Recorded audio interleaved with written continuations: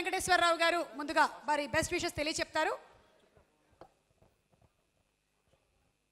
అందరికీ నమస్కారం. నందమూరి తారక రామారావు గారు అంటే మా తమ్ముడి భాషలో చెప్పాలంటే నా గుండె చీలిస్తే రామారావు ఉంటాడంటాడు.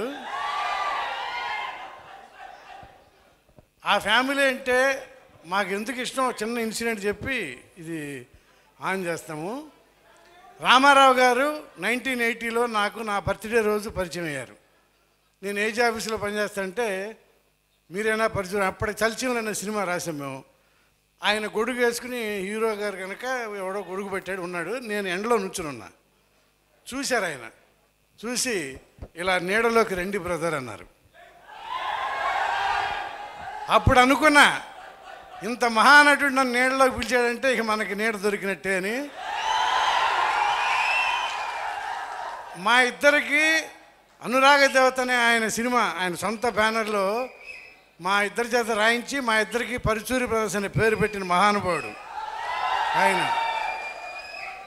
ఆయన రుణం ఎన్ని జన్మలు ఎత్తినా తీర్చుకోలేము. కళ్యాణ్ రాముని చిన్నప్పటి నుంచి చూస్తున్నాను నేను. జూనియర్ ఎన్టీఆర్ని మా ఇంటి పక్క ఉండేవాడు, అప్పటి నుంచి చూస్తున్నాను.